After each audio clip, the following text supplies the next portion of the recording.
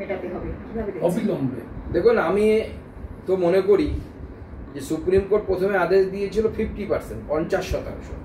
পরবর্তী সময়ে অভিষেক মনু সিংভি, যিনি প্রখ্যাত কংগ্রেস নেতা এবং আমাদের রাজ্য সরকারের উকিল, তিনি দাবি দিয়ে তুলেছিলেন আদালতের কাছে পুনর্বিবেচনা করার জন্য, না হলে রাজ্য সরকারের নাকি মেরুদণ্ড ভেঙে যাবে।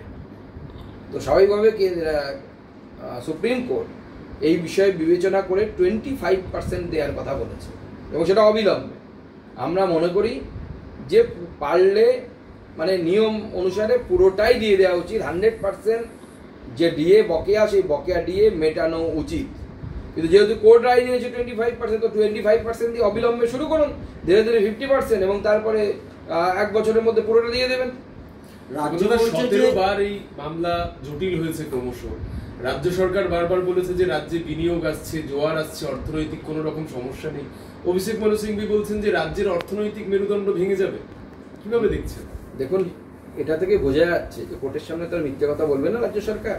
স্বাভাবিকভাবে বোঝা যাচ্ছে যে রাজ্য সরকার এই যে অর্থনৈতিক জোয়ারের কথা বলেছে, সেই জোয়ারটা আসলে জোয়ার বাজরার জোয়ার হতে পারে, জোয়ার ভাটার জোয়ার আসেনি।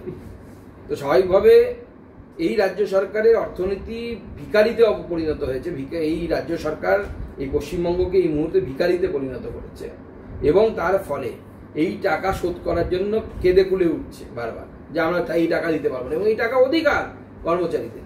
এবং এতবার পিছিয়েছে এই মামলা। বিজেপি প্রথম থেকেই আমাদের কর্মচারী পরিষদ থেকে শুরু করে বিভিন্ন সংগঠন এর সাথে যুক্ত ছিল, তারা সমানে সংগ্রাম চালিয়ে গেছে, তারা একের পর এক ডেট পেয়েছে। গতকাল পরশু দিনই আমার সাথে কথা হচ্ছিল যে আর মানে তারা আর পারছে না মামলাটাকে টেনে নিয়ে যাওয়ার জন্য, যাওয়া আসার ভাড়া নেই, এরকম হয়ে গেছে।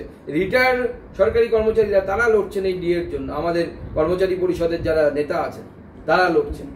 এইরকম পরিস্থিতি তৈরি হয়ে গেছে আজকে। তারপরে যে কোর্টের এই রায় এসেছে, সুপ্রিম কোর্টের এই রায় এসেছে, এই রায়কে আমরা স্বাগত জানাচ্ছি। 25% হলেও এই রাজ্য সরকার দিক, বলেন না যে ছাই দেওয়ার অভ্যেস হওয়া উচিত, কমসে কম দেওয়ার অভ্যেসটা তো হবে। এই রাজ্য সরকার কমসে কম চুরি করার অভ্যেসটা বাদ দিয়ে দেওয়ার অভ্যেস হবে। এই সরকার যদি চুরি না করতো তাহলে পরে রাজ্যের ভাড়ারের এই অবস্থা হতো না।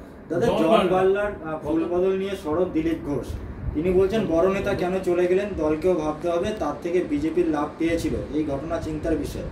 যে কোনো কেউ চলে গেলে কিছুটা ক্ষতি, দিলীপবাবু কথা বলছেন এবং বলছেন এই ধরনের ঘটনা নিয়ে দলের ভেবে দেখা উচিত, এত বড় নেতা কেন ছেড়ে যাচ্ছে। আমরা ভাববো।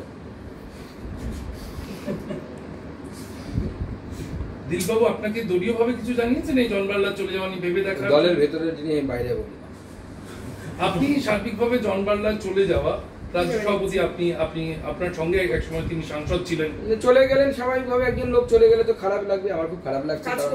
আমার একসাথে বন্ধু ছিলেন, একসাথে আমরা বন্ধু ছিলেন বলতে একসাথে আমরা লোকসভাতে নির্বাচিত হয়েছিলাম। তো চলে গেলে তো খারাপ লাগবে, তবে আমার মনে হয় বেশি দিন ওই জন্য থাকতে পারবেন না। শুভেন্দু অধিকারী বিরুদ্ধে তিনি যেহেতু সরব হয়েছেন, শুভেন্দু অধিকারী তার বিরুদ্ধে আজকে নোটিশ পাঠিয়েছেন আইনজীবীর মাধ্যমে, যে তিনি যেহেতু বারবার বিরোধী দলনেতার বিরুদ্ধে সরব হয়েছেন, শুভেন্দু অধিকারী এবার আইনি নোটিশ পাঠানো। না, আইনি নোটিশ পাঠানো সেটা যে কোনো ব্যক্তির অধিকার। এই বিষয়ে যা বলা শুভেন্দু বাবুই বলবে। আর কিছু হয়ে গেছে।